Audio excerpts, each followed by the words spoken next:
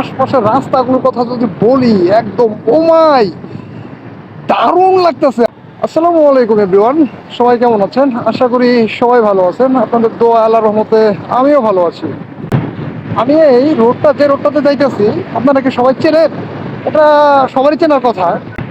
এই রোডটা মূলত হচ্ছে উত্তরার একটা বেসিক রোড। বেসিক বলতে উত্তরাতে যারা থাকে কিংবা আশেপাশে যারা থাকে তারা প্রায় এখানে আসে ঘুরতে।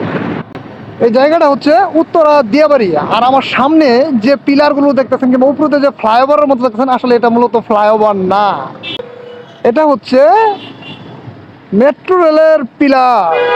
আর আমার সামনে যে স্টেশনটা দেখছেন, এটা হলো মেট্রো রেলের স্টেশন। এখান থেকে আপনি মিরপুর, বনানী, এখান থেকে ঢাকার যে কোনো জায়গায় আপনি যাইতে পারবেন। এখন আছে আমি একদম দিয়াবাড়ির মেন স্পটে। আমার হাতের বামে যদি আপনাদেরকে আমি দেখাই, তো আপনারা দেখেন যে বিল্ডিংগুলো আছে একদম সারি সারি, অনেক সুন্দর, সবগুলো এক সেম একত্রিত করা, একদম সেই জোস একটা ভিউ। আর আমার হাতের বামেই আছে একদম পিওর শাকসবজি, যা এই দিয়াবাড়িতেই লাগানো হয় কিংবা ফলানো হয়, সেই শাকসবজিগুলো এখানে পাওয়া যায়। আমি একদম দিয়াবাড়ির মেন স্পটের কাছাকাছি, আর যে স্পটটা সবচেয়ে বেশি পপুলার তার দিকে আমি এগিয়ে যাচ্ছি একটু একটু করে। আমার তো খুবই ভালো লাগতেছে। আর বিশেষ করে এই জায়গাগুলোতে আমার বাইক টানতে দেখতে এত ভালো লাগে, একদম সুপার। দিয়াবাড়ির স্পেশাল কিংবা মেন স্পট যে ব্রিজটা আছে, সেই ব্রিজটা হলো এটা, অনেক সুন্দর। তবে আজকে তো বারে বৃহস্পতিবার, যার কারণে বেশি একদম তেমন লোকজন নাই। এই তো আমি এই বিল্ডিংগুলোর একদম কাছাকাছি। তো এক সময় যখন আমি এই আশেপাশে ছিলাম, মানে গাজীপুর আর টঙ্গীতে ছিলাম, তখন আমি এখানে প্রায়ই আসতাম ঘুরতে। আর এই বিল্ডিংগুলো দূর থেকে দেখতাম, মনে হতো এর কাছে গেলে আমার কতই ভালো লাগবে আমার। কিন্তু আমি যখন উত্তরা নর্থ টাওয়ারের সামনে লেগুনা দিয়ে আসতাম, তখন আমাকে ওনারা এই পর্যন্ত নিয়ে আসতো না। আমার খুবই আক্ষেপ লাগতো। তখন আমার বাইক ছিল না, আর এখন বাইক আছে, যার কারণে আমি এখানে একদম এই মেন স্পটের কাছাকাছি এসে করছি। সে সময় এর ভিতরের রাস্তা দিয়ে আসলে কখনোই যাওয়া আসার কোনো পারমিশন ছিল না। আজকে আমি ভয়ে ভয়ে এর ভিতরে ঢুকে গেছি, বাট অনেক দিন যাবত আমি এখানে আসি না।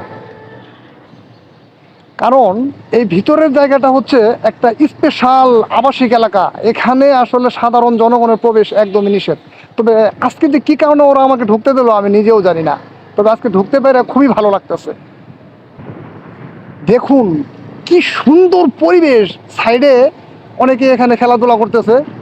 আর এই যে আশপাশের রাস্তাগুলোর কথা যদি বলি, একদম ওমাই দারুণ লাগতেছে। আর বিল্ডিংগুলো এত কাছ থেকে আমি দেখতে পারবো, কখনো ভাবতেই পারি নাই যে বিল্ডিংগুলো এত কাছ থেকে আমি দেখতে পারবো।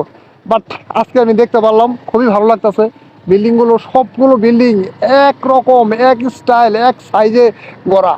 আর এখানে যারা বসবাস করে তারা অবশ্যই ভেরি ইম্পর্টেন্ট পারসন, কারণ এখানে সাধারণ জনগণের প্রবেশই নিষেধ। সেখানে তো সাধারণ জনগণ বসবাস করবে, এটা তো ভাবাই যায় না।